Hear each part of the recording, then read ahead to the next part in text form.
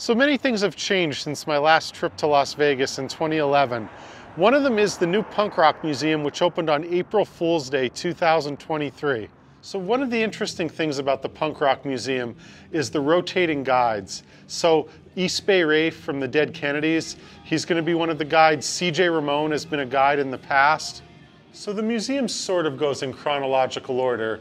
So one of the first things my guide pointed out was naked, half-naked Iggy Pop, and then fully naked Iggy Pop right down here. While I do consider this museum to be a little upbeat with music playing, there is a darker side to it. Like you can see Johnny Thunder's hat with a needle coming out of it. You could also see one of the last pictures of John Beverly, also known as Sid Vicious, and it really shows his arms. I believe this picture was taken in Texas, but his arms are all covered up and his body scarred. And right down here is Joe Strummer's Red Brigade shirt that he wore in the movie Rude Boy, which I'm proud to own on DVD. And while this museum is very Ramones and Clash centric, we do have a little Dead Kennedys section here, and check this out. This is Jello Biafra's headshot when he ran for mayor of San Francisco, 1979. Slogan, "There's always room for Jello." And I hope this little section will still be here when you come to visit. Here's a picture of Johnny Ramone and Joe Strummer. And this is basically, I would call this the Clash wall. So there's a Joe Strummer guitar. And here's a picture right here, which I think is really interesting. This is when Joe Strummer disappeared in the early 80s.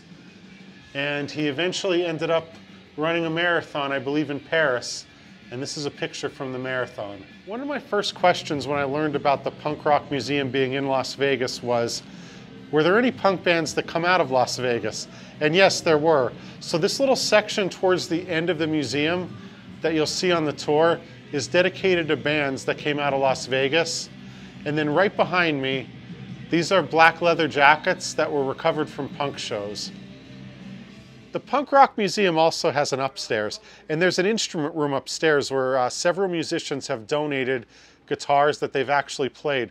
But as soon as I saw this keyboard here, which was donated by, I'm not sure if he donated it himself, but it's from the one and only Wesley Willis. So if you've never heard of him, he recorded on Alternative Tentacles. He created the masterpiece Rock and Roll McDonald's, kind of a love letter to his home city of Chicago. And I'm going to try to see if I could get this to play. So this is the drum track. And I believe, okay, I forgot to press the keyboard. So it's been a little while. I don't know the exact lyrics, but the chorus was the creative Rock and Roll McDonald's. And it was kind of a warning about eating too much fast food and the negative health consequences associated with that. And right behind me, that's Wesley. And he used to like to headbutt people. Thank you very much for watching. If you like this video, please subscribe. I got more trips coming up soon. I got Houston next month. I got Redding, California in October.